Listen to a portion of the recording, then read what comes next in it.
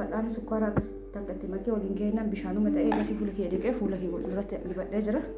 Fuulli kee normaalii akkanatti minna harkarratti jige qulqulluu isin fakkaatu danda'a. Garuu mootu ifnaan kaameraallee waan jiruuf kan ifallee waan jiruuf malee xiqqoon gurraachateetti jira. Fuula kiyya hedduu nagu gurraachata narraa badaa natti deebi'a hundumaa rakkoo miti waan fayyaadha. Akkanatti isinitti mul'atu dhabuu danda'a jechuudha hordoftoota kiyyaa. Egaa har'aan tana hundi anaasaa dhufee hagammaa yoo waggaa 10 wayi biyya namaa teette ammallee waan barbaachisu guuttadha jettee waggaa 10 wayi dabalatuun keenya oolu jechuudha. Saniin booda waggaa 30 gara waggaa 30 deemte.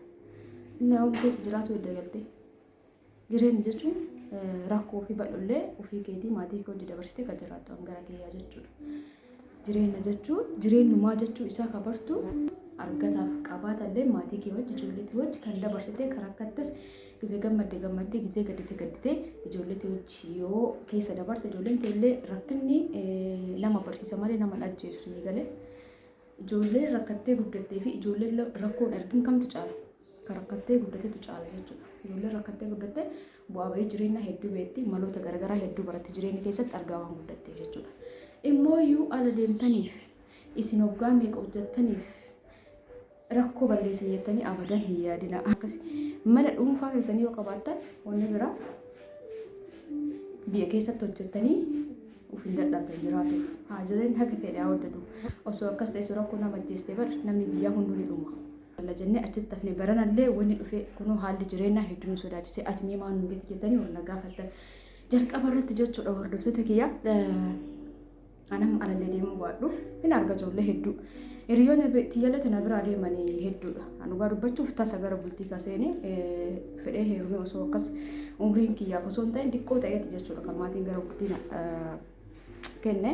Walaa kullee yaada amma asirra seenaa kiyyaasa barbaade osoo hin ta'in yeroo sanitti ijoolleen biyya alaa ijoollummaadhaan deemte hiriyoonni hedduu jira. Isaan keessa warri galellee bultii godhatee jedhe jira. Garuu bultii godhatanii as hin teenne adumatti deebi'an. Akkasumallee immoo kan mootuu bultii mallee hin godhatin jira. Kan mootuu deemee lafa uumamallee bitatee kan irraa diigamellee jira. Deebi'ee ammallee akkamitti kan jedhee achi deebi'ee ammallee achi jiraataa jiru jira jechuudha. Walumaa galatti egaan akka yaada kiyyaatti waan isinitti dubbatu deemu kun hunduu ilaalchi kiyya jechuudha. Malee ilaalchi kiyya kun isinii ta'uu dhabuu danda'a. Garuu warri na gaafattaniif ilaalchi kiyya isinii dubbadha.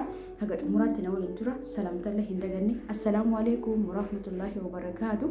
Jirra jirtu hordoftoota siimbootu gundi keessanuu akkam jirtan fayyaa keessanii alaaman saanamni keessan dalagaa fi akkam siinjaa na bira bareedu alhamdulillah. Isin birallee bareedu ta'e abdiin qaba. Egaa itti aansuun haasawa gabaabduu takka isin wajjin taasisuudha deema jechuudha. Kanaaf na waliin tura. Jalqaba irratti ilaalchi kiyya maali ijoollee meeshaa bitti kana maaliif galaa itti fayyadamaa hin jenne. Ijoolleen online irraa meeshaa bitaa jirti malee galtee itti fayyadamaa hin jirtu. እናንተ warra daamaa keessa jirtan tisisni yaanuma gibbi mikee qofumoo bakkuma hunda akkana ta'e hedduu nama rakkisa. Viidiyoo raabuuf baay'ee akkanatti dammallee waan dibadheef ta'uu danda'a. Innaa yaa hordoftoota kiyya ani online kanarratti suuqa kiyya irraa meeshaa gurguraa hin jiru. Ijoollee waan ajajje garuu ani ni beektan jalqaballee meeshaanii miti ka viidiyoo eegalee YouTube makiyya dalagaan ture. Haa ta'uuti mootu ijoolleen garaagaraa hordoftoonni kiyya wanti kiyya wanni wayii itti tole gara kiyya dhufanii meeshaan irraa ordarii godhatu eegalanii eegas yanillee itti fiinsumaan nama dhufee ordarii irraa godhate ani immoo ordarii sanii fidaa fi fichisiisaa fi jechuudha. Akka nama tokkootti namni tokko ala taa'ee yoo meeshaa bitatu ana keessa ka dhufu namni kun guyyaa galu waa beekuu baadhu malee eega meeshaa bitate galee akka galuuf yaada qabu naa dhufa jechuudha. Kanarraa kan ka'e akka as bahee gisee tokko hin dubbadha. Gisee mara garuu hin dubbadhu. Kana namni hunduu quba qaba malee ana namni meeshaan irraa bitatu yoom galta maaliif hin galle jedhee itti nama keessaan dubbadhee hin beekuun kijibu garuu asirratti gisee tokko hin dubbadha. Ilmi namaa kuni warri meeshaa bitatu kuni akka yaada kiyyaatti ijoolleen tuni meeshaa san galtallee gaafa bitachuu hin danda'anii ture garuu yoo biyya gallee walitti nu dhufu meeshaa kana ammoo meeshaa mana keessaa guutuu kana bakka takka bitachuuf nutti ulfaata osuma galiin osuma achi jiru kana kuuwwan dhossee kuuwwan gorsee jechuudha maatii kun akkasuma dhoksaan kan bitatu jira kun immoo kan walumaa galtee gorsaniitiin kan bitataniitu jira kunillee maaliif jireenya bareedaa yaaduuf jalqaba kan manaa baaniif maali jireenyuma bareedaa san hawwaniiti jechuudha. Meeshaa bitatu kunillee hawwii san keessaa tokko jedheeti yaada. Maaliif wanta jireenyaaf barbaachisu san guuttatu fi miiree ala kadeeman yoo galan meeshaan kunillee maaliif isaan tajaajila yoo galan itti tajaajilamuuf isaan tajaajila barbaaduuf deeman san keessaa qusaaqusii meeshaalee mana keessaa kunillee tajaajiluma gaafa duraa biyyaa gizee bahan jireenya fooyyeffatu deeman san keessaa tokkodha jechuudha. Isinii galaami kanaafuu ni beekan isaanu. Ani nam jedhee illee jiraatu danda'a garuu meeshaa warreen bitate kana hundaanuu galaa jedhee gara keessaatiin lakkaa galaa bakka isin gahaa jedhee hin dubbanne wanti namallee cabsuu hin barbaadu nam tokko tokkotti dhagahamuu danda'a. Kana waan ta'eef akka walii galaatti takka takka asirra dubbadha malee galaa jedhee dubbadhee hin beeku. Warra akkas jettanii na gaafattaniif himmootu ani gisee takka takka viidiyoon hojjedha kan biizii ta'uu irraa kan ka'e gisee baay'een hojjedhu malee jechuudha. Hadhaan kana immoo isinitti dubbadha walumaa galattu jalqabarraa warri akkasumaan jettanii na gaafattanii keessattuu warri biyya namaa waggaa 10 ol turtan wallaahi laazim gara maatii keessanii gala. Jireenya ilma namaatiif akkuma waan sadiin bu'uuraa barbaachisan keessaa mana yoo qabaattan gala. Ani yoo mana hin qabaatin gala isin jedhee isin jala hin mormaanii fi achi geettanii ifaajuun keessan hin hafne waan dhaabbatatu godhachuu qabdan dirqama jechuudha. Waan dirqama jedhee jala muree isinitti mana jechuudha. Mana yoo hin qabaatin yeroo ammaa galtes achitti waggaa umrii kee ijoollummaa achi fixxee amma gizee galtu immoo mana kiraa suquudhaan tasa qaayya'uu hin qabdu jechuudha. Eega deemtee jettee ta'e ka'ellee jechuun hagamma ka bitatte yoo kan bitatin jiraatte mana dirqama lafa bitattanii mana ijaarratuun baadiyyaatti xiqqoo caafi marrallee haa ta'u magaalaa keessa ta'uun dirqamaa miti jechuudha. Baadiyyaa keessaa baatee magaalaa xixiqqootti illee ta'u mana bitachuun dirqama ana akka yaada kiyyaatti. Waan mana irraa hafe immoo kana guuttadha jettee adama yaadaa deemtuun ilmi namaa jireenya ilmi namaa yaadni hin dhaabbatu jechuudha. Osoo amma lafa qabaatu baate lafa bitattee lafa sanarra ijaaradha jetta yoo ijaarattee geesse immoo waciin birallee siif jira waan ta'eef jidduudhaan lafa san bittee deebitee hojii ijoollee barsiisuu dandeetta maatii horatuu dandeetta deebitee mootuu abbaa manaa akkaatiin barsiisaa jiraachuu dandeetta. Walitti siin ga'u namni tokko nama 10 bulchuu hin danda'u fakkeenyaaf yeroo ammaa kana keessatti namni tokko qofti hojjetee maatii guutuu jijjiiruu abadan hin danda'u. Tokko ka'ee isin ittiin miidhamtan kana hundaan akka yaada kiyyaatti argu namni tokko amma fakkeenyaaf maatiin keenya hunduu maatiin haadhaaf abbaa kee bira jiraa jedhuun maatii keenya hundaa namni tokko ala deemee maallaqa achi asuma ergaa jireenya mana keessaa wacii mana keessaa baasii jechuudha. Ifa wacii osoo hin taane baasii mana keessaa wantoota jiraatuuf nu barbaachisan mana barumsaa kiraa manaa namni tokko kana hunda shaffanii nama jiraachisuun hin danda'amu jechuudha. Yoo akkas godhaa kan jiraattan ta'e ufumaa maatii keessan ufumaa obboleeyyan keessan kuffisaa jirtan yookaan akka isaan hin tattaafanne godhaa jirtan isin kabaasuu qabdan achi jiraattanii karooraan jechuudha. Gaafuma deemtanuu karooraan deema yommuutu gaafa deemtan tarii ijoollummaan isin jiraatee karoora osoo hin godhatin yoo deemtan egaa achi geettan waan manaa baataniif san itti yaadaa waan hundaa wal bira qaba itti yaadaa guddaan shamarran jechuudha. Achaa deemtan malee galtanii borobultii godhatuun keessan yaa turtanis dirqama jechuudha. Kun uumama gaafsanii keessanii yaada. Warri mootuu bultii godhatanii deemtan warri keessattuu immoo ijoollee deettanii deemtan wallaahi laazim warri ijoollee deettanii deemtanii waggaa 10 wayii jiraattan akkamitti akkasan akkanatti obsitanii deettan hin beeku wallaahi laazim amma haga hojii meeshaa kana eegale ijoollee biraa gadi bahee guyyaa takka lama ala maagarii bira yoo deemu buluu eegale jechuudha. Duraan magaalaa deemee haga deebi'uu nabsee lalasii onna dhufti wallaahi. Inni akkamitti waggaa 10 wayii waggaa 10 waggaa 12 waggaa 8 waggaa 7 akkamitti daa'imman bira deemtanii akkana turuu dandeettan. Immoo waggaa 10 teettanii akkamitti mana qabaatu dadhabdan.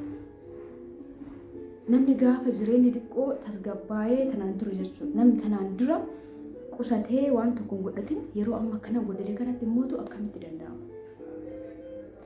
Innaa maal isin jechuu barbaade warri lafa qabaatanii hin jirtanii akkuma taatan ta'a lafa sana irratti ijaaradha. Warri lafa hin qabne immootu yeroo ammaa lafa bituun ulfaatullee akkasumatti gara magaalaa xixiqqootti gara rakkoo sirriitti wanni hin taanetti ilaaltanii bitachuudhaan egaa mana ijaarrattanii hin boodolumaa galatti wanni addunyaa kun hin saabatu waan ta'eef mana yoo qabaattan galaa isin ijaaraa akka yaada kiyyatti. Maaliif ree? Haga ammaa yoo waggaa 10 wayii biyya namaa teettee ammallee waan barbaachisu guuttadha jettee waggaa 10 wayii dabalatuun keenya oolu jechuudha. Saniin booda waggaa 30 gara waggaa 30 deemte. Nama keessa jiraatu edda galtee. Jireenya jechuun rakkoo fi bal'ollee ofii keetii maatii kee hojii dabarsitee kan jiraattu hangara kiyyaa jechuudha. Jireenya jechuun jireenyumaa jechuu isaa kabartu argataaf qabaatallee maatii kee wajji ijoollee kee wajji kan dabarsitee kan rakkattas gisee gammaddee gisee gadditee ijoollee kee wajji yoo keessa dabarte ijoolleen kee illee rakkinni nama barsiisa malee nama ajjeesu ni galee. Ijoollee rakkattee guddattee fi ijoollee rakkoon argin kamtu caala? Kan rakkattee guddateetu caala jechuudha. Ijoollee rakkattee guddattee bu'aa bahii jireenya hedduu beekti maloota garaagaraa hedduu baratti jireenya keessatti argaa waan guddattee jechuudha. Immooyyuu ala deemtaniif isin hoggaa meeqa hojjettaniif rakkoo balleessan jettanii abadan hin yaadina. Kanaafuu adoonni isiniin jedhu akka nama tokkotti yoo mana bitattanii mana keessa galtanii ol seentanii baatan qabdan mana shakkii takka malee bishaan kan namaa kafaluuf akka hin deemne kan maabiraatii adda kafaluuf hin deemne mana jireenyaa kan dhuunfaa keessanii wanni immoo ani hadaraa isin jedhu dhuunfaa keessanii yeroo ammaa manni ebaluu kiyya ebaluu mana naafanne ebaluu hin jedhina akkasi mana dhuunfaa keessanii yoo qabaattan wanni biraa biyya keessatti hojjettanii uf hin dadhabne jiraatuuf haa jireen haga fedhe haa hojjetu osoo akkas ta'e suuraa kun nama ajjeeste bar namni biyyaa hunduu ni dhuma. Yaadin akkasitti rakkattas qabaattas dhabdas daa'imman ta'e wajji gammachuu gisee gammadde gisee gaddite gaddis akka gadditetti naftu gammachuulleen akka gisee tokko gammaddetti umrii guutuu gammaddee hin jiraattu. Kanaaf wal keessa jireenya addunyaa ani walumaa galatti isin dhaamu mana jireenyaa mana keessa ciiftanii galtan mana gisee barbaadan ciiftanii gisee barbaadan baatanii galtan manni gisee ammaa kana akka dhuunfallee jechuuf rakkisaadha mootummaan gisee barbaadeen fudhata haa ta'uti mana dhuunfaa waan keessan hin baasanii bittan. Naga mootummaan isin bira ga'uufu firiin keessa jiraatan waan ta'eef mana qabaattan gara biyya keessanii galan isin jedha yaadni kiyya kanuma maaliif jennaani mee isinumtuu uf laalaa bara duraa galateeffattanii jireenya gaariidha jettanii galateeffattanii galtanii warri galtanillee hin jirtanii garuu galtanii achi deebitan baay'een ijoollee biyya namaa deeman deebi'anii hin ta'an jechuudha biyya kana keessa bara engaddaa bara gala jettanii warri teettan bara nama akkam ta'e jireenya faallaa inumaayyuu wanta nuti yaadnee hin beeknetu gara addunyaa kana dhufaa jira jechuudha. Mudannoon garaagaraa akkuma argaa jirtan kan gisee duraa wayii lolatti ture eega si deebi'ee mootu qaala'insa jireenya eega si deebi'ee moo amma immoo maaltu uumamaa jira guyyamarraa wanni martu barumarraa ji'umarraa guyyamarraa wanta haarawaa dhufaa jira jechuudha. Kanaafuu amma boodallee jireenyi gadi deebi'ee gadi nuu bu'aa wanni martuu gadi nuu rakasaa yoo isaan gallaa amma wanni hundi gadi bu'ee uummanni biyya keessa jiru jireenyi bareedaa galii baqqaa si ga'a wanni hunduu bashbasha naan jedhan jettee hin eegin obboleettii waan qabduun akkasiin jedhatti waan bu'uura jireenyaaf si barbaachisu keessaa mana yoo ijaarratte saniin booda wanni biraa tirfiidha jechuudha hojjettee of jiraachisuu hin dadhabdu yoo ati nama hojii taate akkuma achi tattaafattee hojjettu san gaafa biyya tattaafattee hojjettu maallaqni galiin ati argattu sun ka biyya alaa wajjin haa walgituu baatullee garuu jireenya keetii siimaa himataa jechuudha. Akkasiin jaa hordoftoota kiyyaa ijoolleen akkasitti biyya namaatitti umrii keessan fixataa jirtan gara biyya keessanii gala. Mana yoo ijaarrattan gala. Yoo wallaan akkasitti yaada garuu gara nama biraan beeku akkuma isiniin jedha san jechuudha. Nama ammoo osoo uummata akka lafallee hin bitatiin osoo uummata akka illee godhatiin waggaa 10 turre jira maal jettan. Namni akkamitti waggaa 10 muluu biyya alaa ture akkamitti lafa hin bitan. Ani baru beeku wallahi akkam akka ta'e ijoollee iddoo akkasnaan jana warreessatu waggaa 10 jiru fi uumaan bitanii akkana baase kun namatu na kaade jedha kun akkana birri na jalaa bade jedha kun mootummaan lafa narraa fudhate jedha wallahi yaa rabbi isin yaa laafisu hundumaafu warri mootummaan isin jalaa fudhate akka biyyaati uumaa godhuu hin danda'amu warri immoo ka namni isin ganee jiraatu dhimmaan keessan sun isaan birrii hin ta'u walumaa galatti warra akkasitti laala waggaa 10 yoo osoo hagamma waggaa 10 ifaajee keetitti oolle ifaajee kee fixxee yookaan bultii godhattee bultii hin qabdu yookaan ijoollee godhattee ijoollee sanuu hin qabdee ijoollee sana irrattuu niyyaan ta'e tasgabbooftu. Ammallee deebitee ka duraan godhatiin san amma godhadha jettee waggaa 10 wayii yoo dabalattu waggaa 20 biyya namaa jiraatte jechuudha. Waggaa 20 keessan irratti umrii kee dabale waggaa 30 wayii. Inna yoom galtee bultii godhattee yoom deettee yoom ijoollee tan qabdee guddisuu dandeessu yoom ijoollee kunuunsitee guddisuu dandeessu. Umrii 20 wayii umrii 30 akkas biyya namaatti ofitti dudda keetiin nu dhaabatu dandeessu gaafa biyya galte. Maaliif jennaan biyya namaa sawwaa hunda itti fayyadamuu dandeettaa waan nyaataa dhugaatiitti wanta garaagaraatirraa jechuudha. Biyya yoo galte wanni akkasii sun sitti toluu dhabuu danda'a. Gaafsan daa'ima takka deettee guddifachuun sitti ulfaata. Mana kee gatettee ol jennuun sitti ulfaata. Ani fi kiyya arguu baadhullee achi deemee ijoollee nama achii galee والله لازم نمو أتشيغلي ilmoo namaa guddisuuf gartee da'uu dadhabanii jechuudha. Maaliif umrii achi fixattanii. Walaa ijoolleen tan hedduun akkasitti jirtan. Kanaafuu aan akkasitti isiniin gorsu jireenya addunyaa hin guutu. Akkasiin jedhe san mana qabaatan taanaan waan biraa gala biyya keessatti tattaafadha. Humna guddaan isinii dhaamu. Warri biyya namaa jirtanii biyya keessa jiraattanii haamilee hojii godhadhaa. Haga humna keessanii haga dandeettan tattaafadhaa. Haga dandeettan mana ta'an olina jechuun mana ta'an olina isin jedhu lafa maraa jechuuf yaanti hojii xiqqaattus guddattus haga humni kee jiru haga fayyaa qabdu dalagii bakka dalagaan tuffatanii biyya keessanii jiraadhu jechuudha. Saniin gara kaan biyya namaa taa'ee mana ijaaradhee kana godhadhee makiinaa bitadhee yoo mana qabaatte galii mana biyya keessatti tattaafadhu. Inni biraa mootu miidiyaa irratti namoonni garaagaraa amma TikTok irratti tanii jechuudha biyya namaa jirtan. Ofii fakkeenyaaf amma yeroo baay'ee ijoolleen garaana nyaattu ijoollee TikTok irratti biyya namaa jiraatanii laal TikTok irratti laayivii harka guutuu laayivii irratti tajaajilaa bultan. Maal isin fayyada? Maaliif isin jedhe beektu? Isinoonni jechuuf yaa miti. Laal guyyaa mana arabaatitti haga duddu hojjetaa ooltee sa'aatii silaa boqonnaa fudhattu sa'aatii silaa raftutti laayivii irraa maal goota? Yeroo boqonnaa keetii ufta shammaa jirta bar. Osoo guyyaa taa'aa oolte rakkoo miti. Garuu guyyaa hojjetaa ooltanii isin bashannanuuf sammuu keessan firii godhuuf ni hubadha. Garuu mootu guyyaa mana namaatitti hojii kaaniin biisii taatanii halkan laayivii irra ooltan sa'aatii hirribaa keessan sa'aatii boqonnaa keessan sammuu isin jalaa tazaabbaa jechuudha. Hojii keessan dalagattanii ogeessan galgala dhedheqattanii baatanii waan qabdan fuula far keessatti dhiqattanii irra gahaa yoo rumsiin qabee rafuu. Achi akkasiin midhamtanii galtanii hojii galtan humna dura haaraa isinitti ta'a. Saniin booda deebitanii achi deebitan. Ammallee hin galtan ammallee achi deebitan. Uummata akkasiin fayyadu galaatanii waan qabdanitti alhamdulillah jedhaa jiraadha. Biyyi namaa dhaqaaf isinii taati malee keessa jiraatuuf walumaa galatti akka biyya keetti isinii taatu. Kanuma isin ja'a haasawus waasaa oolillee haasawuun hin dhumatu. Kana waan ta'eef namoonni akkasitti na gaafatanii namni kaa jechuudhaan fakkeenyaaf biyya alaa kana nama hedduu deemu yaala. Nama duuba amma maatii keessan keessaa mee amma isin anama fakkeenyaaf maatii keessa osoo fi ala deemee argee namna duuba dhufu san hin dhufin ati biyyumatti hojjedhu jedhee yaada kennuufii danda'a. Namni sun garuu hin amanu haga dhaquutti. Inni biraa immoo ala deemtanii foonni maran godhattan. Wallahi ala deemanii fi mitoonni marti bultilleen ijoolleen riskilleen karabbisii eeggatan jechuudha. Immoo ala deemtaniif waa maran godhattan.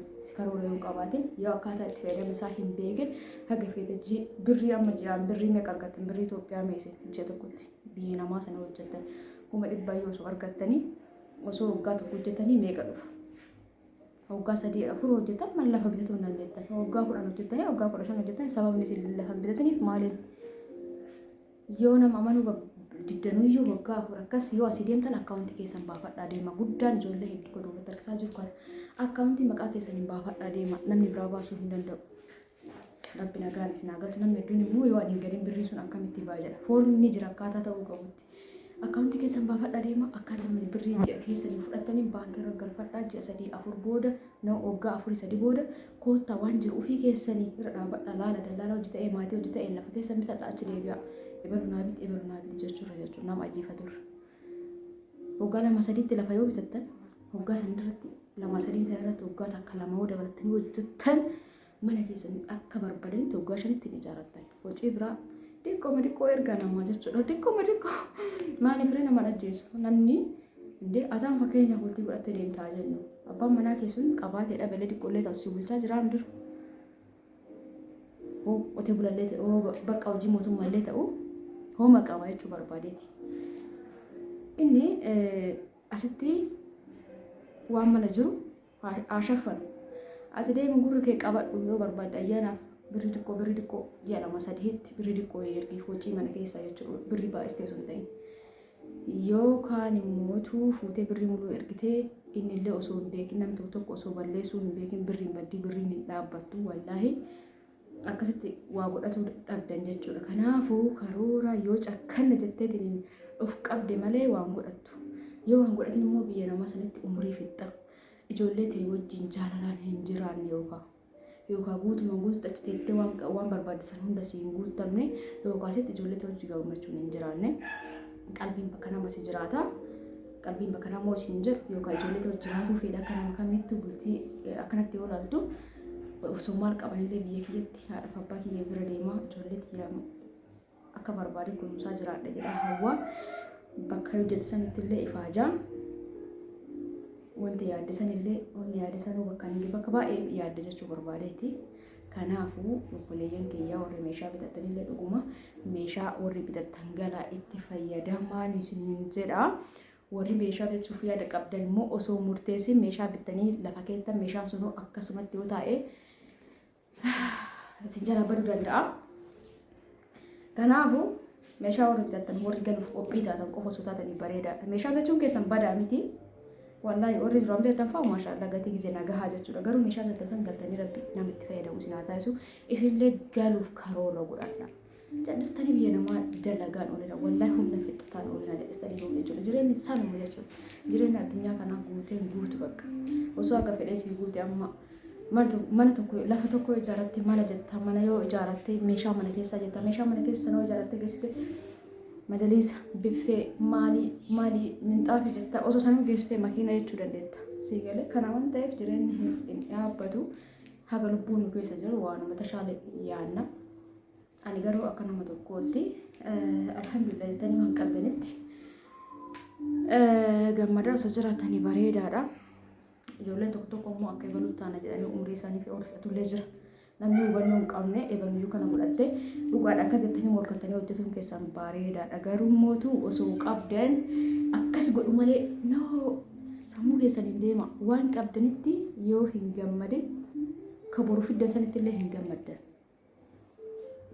Akka eegaluuf sirbaan morma nama jallisaa jedhan waan si ta'u ofii keetii ni beekta. Jireenya keetii waan si ta'u ofii keetii ni beekta. Hagam akka ta'uu qabdu maal akka godhachuu qabdu maal akka si barbaachisu ofii keetii waan sammuun kee si barbaadee fi si ajaje yoo san godhattee geessite gara biyya keetii kana maal goota qarsiitii kanama jireenya bar gabaabduudha. Jireenya kee haxaxaan jiraadhu galiitiin jechuudha. Yoo akkana isin jiraadhu jireenya keessatti gammachuu qofa jiraa miti. Waa lama sadii waa afurii shanii miidhamuu qabdan jechuudha isin galtanii yoo mana keessan ijaarrattan bakka. Ni tattaafatanii daa'imman teessan niyya takkaan guddifattanii daa'imman teessanillee qalbiin isaanii hir'uun taatu jechuudha. Jechuun namni ijoollee amma yoo haadhaaf abbaa keessaa yoo nam tokko hir'ate hagam bakka osoo haati kiyya bira jiraatte kana caalaa gammada jedhanii yaadanii osoo abbaan kiyya bira jiraatte kana caalaa gammada jedhanii yaadanii osoo gammadanuu keessatti dhiqqoon hir'atan jechuudha bakka isin jirratti. Yoo isin lamaan bira jiraatanii jettan rakkoon isaan wanni hin godhu rakkoo iyyuu osoo waan tokko rakkoon ni jiraan tokko tokko nama mudata garuu haadhaaf abbaan nama bira jiraatan rakkoon sun waan namatti fakkaatu jechuudha. Ifa hordoftoota kiyya irraa bahee deebi'ee kanaafuu hundi keessanuu biyya alaa deemaniif biyya namaa jiraataniif jireenyi namaa hin jijjiiramtu haa ta'u itti tattaafatu sirriima ta'e yoo tattaafattan kana hoggaan fakkeenyaaf hoggaa tokko hojjettanii hojjettan hoggaa sanarraa maallaqa hagam kaa'ee hagam namaaf erge yoo cakkanni jette malee waan godhattu jiru kanarratti cakkaanii ta'uu qabda jechuudha. Maallaqa akkuma argitu kan facaasu ta'e boruu kee ofii keetii qisaasessaa jirta jechuudha. Maaliif tokkoffaa humna kee qisaasessaa jirta humna kee dhiqqeennaan biyyaa baatee humna kee ummata achiisaniif dalagaa jirta haa ta'u birriin dalagaa jirta haa jennuti garuu birrii sanatti wayiirra oolchuu qabda jechuudha. Yoo akkanumaan kan nyaattee dhugdee nyaata dhugaatiif ijoollee nyaachistee obaasuuf qofa kan deemte nyaata dhugaatiin nama ajjeesu. Nyaata dhugaatiin akkasumallee jireenya keessan jijjiiru jechuudha. Kanaaf ilaala isin hoggaa sadiin tan maal jedhaa turtan? Hoggaa tana ni galaa qo'e kana godhadhe galaa qo'e hin dhufte hoggaan sun deemte hoggaan ammallee hunduu bakka san hin jiru lakkee ammoo hunduu waddadee akkana jireenya akkana ta'e akkana lafallee diigaa jiran manallee diigaa jiran anummaa maal ta'a qo'e ammallee hoggaa tokko dabaladha jettee hoggaa kanallee dabalatte hoggaa kana immoo maaltu dhufaa jira argaa jirta waan biyyarra jiru. Wanni hundi jechuudha hundi guyyaa marraa waggaa marraa ol deemaa jira malee ka gaddeemu hin agarre keessatti illee tattaafattee waan jiraattuun isaan hin dhabdu. Haga fayyaa qabdu harkamuu qabaatte biyya namaa dhiistee biyya kee keessatti hojjettee of jiraachisuu hin dadhabdu wallahi laati. Wanni biraa dhiisi maa baadiyyaatti galtee qotee bulaa taate qotee bulaa cimtu ta'e. Anam akkasitti yaada bakka fedhee jiraadhu haga danda'e dalagadhee of jijjiiruun barbaada. Haga danda'etti jechuudha. yeroo biraa yeroo gamana jedhu hin qabu qabaatullee hin barbaadu isinii galee jireenya daftee akka yaaddesan siin taatu garuu mo'ate deemsa kee adda kutuu hin qabdu sababiin isaa addunyaa kanarratti yeroo mata akka jiraatte yeroo jiraattu san waan sammuu kee raahasi godhu waan si gammachiisu dalagaa tokko kireet gootee waan tokko hojjechuu eegalte sammuun keetu gammadaa deema dalagaan sun milkaa'uu dhabuu isaa gaafa hojjetaa deemte argita yoo milkaa'uu baate kan biraa yaadda ani garuu hedduutu akka naftu akkasitti wallaahi laazim garuu yeroo ammaa kana yoo atiin dalagaa jetteetiin hin deemte laata waa akkanatti waa kumaatama si duuba dhufa maaliif akka ta'e hin beeku yaa dhufuudhaan akkasumallee yuutuubillee yoo dalaguu dandeettan yuutuubiin akkamitti akka dalagamu san osoo hordoftanii of jijjiirtanii warra tiktook irra bultan jechuudha wallaan hedduu guddaana nyaatan isaan sammuu ofii firii godhuuf isinii hin hubadha oo isin dhaggeeffatallee jiraattan guyyaa guutuu dhaabataa ooltanii harka tiktook irratti yoo haasaa garaagaraatiin jinjanaa garaagaraatiin deemtan bar galgala qaama gadqattee waan qabdaxaattee irriba keessu raftee bareedaadha yookaan yoo miidiyaa irra taate immoo waan ho'i beeksifadhu yookaan immoo waan an fakkeenyaaf tiktookii keessan fayyadamtanii tiktookii keessan guddifatuu ni dandeettan gaafa galtan isin tajaajila kanallee gagootan itti yaaddanii paaswordii isaa waa hundisaa seera qabeessaan banadha akkasittu jechuudha yoo galtan isin tajaajila wallahi yeroo amma namni waan tokko dhaabbataa bakka tokko dhaabatee sun ta'e tiktook irratti waa hedduu dalagaa jira jechuudha namni kanaaf jedhesanii tiktook irratti kaanuma kan hojjaasamu sa'aatii keessan hin gubina dhugaadha isin sammuu keessan firii gochuuf garummootu guyyaa dalaga irra ooltanii dadhabdanii halkan tiktook isaa irratti isiniif yeroo san xabaa haasa'uun sun garuu boqonnaa keessan isin jalaa hataa jira jechuudha kanaaf gara miidiyaallee osoo dhuftanii bareedaadha ijoolleen ammaan tana jechuudha ijoolleen hedduullee jedhuu baannu homaan jettan ijoolleen ni jiran ijoolleen beekees ta'anii biyyaa yuutuubii dalagan yookaan tiktookii dalagan gara sanillee dhuftanii osoo itti yaaddanii seera qabeessaan karaa seera qabeessa ta'een yaaddanii bareedaadha jedhee yaadaan akka nama tokkotti yuutuubiin yoo seerri isaa xiqqoo jijjiiramuu oolu turee jira seera isaa kanallee turee jira jechuudha seera guuttadhaa seera isaa haaraa hordofaa hin jiru seera qaba garuu seera isaa san beektanii tiitoriyaalii garaagaraa dhaggeeffatanii bantanii osoo dalagdanii yuutuubiin madda galii isinii ta'uu danda'a yoo viidiyoon isin ilaalame koontentii isin hojjettan murteessaadha akka anaa kana mana keessa seettanii yoo hojjettan viidiyoon isinii hin laallamu akkas jechuun kiyya seenaa waan badaa hojjedha akkasin jechaa osoo hin ta'in an ibsisi waan jiru isin himaa jira anammoo osoo warra yuutuubii dalagu jechuudha isaanitti makamee sirri dalagee yuutuubiin kiyya sirritti madda galii naa ta'a sirritti jechuudha waan argirraa isinii himaa jira waan fayyadamaa jirraa isinii dubbataa jira anam akkas ta'uu waan hin dandeenye waan illee hin barbaanneef piraankii garaagaraa warra hojjetuutti makamtanii waan haala keessan jechuun namummaa keessan isin jalaa galii hin qabne yookaan immoo tubar amma yeroo hiriyaa fakkeenyaaf amma tiktook irratti waliin haasa'aa jirtanii nama 4-5 taatanii gaafa biyya galtanillee akkasitti waliin karoora gootanii galtanii namoonni wal taatan jechuudha yeroo amma uffaataadha hiriyaa jechuullee akkasitti yoo dalagdaniitiin hin jettan si karaa seera qabeessanii yoo barnoota hordoftanii banagaraachillaa yuutuubiin anamma waa'ee yuutuubii osoo isinitti himee isinii hin galu jechuun yuutuubii waa yeroon abdoon godhuu qabdu jira waan foormii guutuu qabdu jira foormiin suni namni sitti himee isin hin galu tiitoriyaalii isaa yuutuubii irratti hordoftee itti yaaddee yoo gara yuutuubii dhuftee yuutuubii banattee dalagatte yuutuubiin dalagaa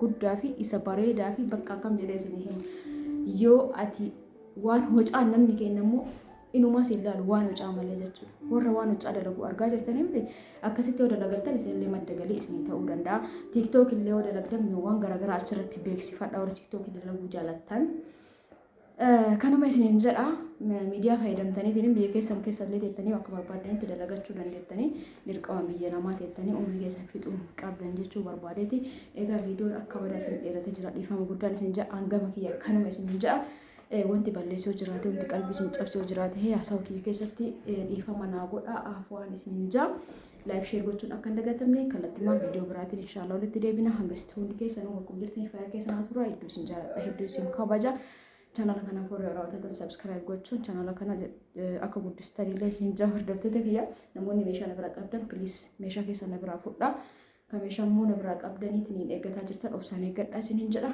bye bye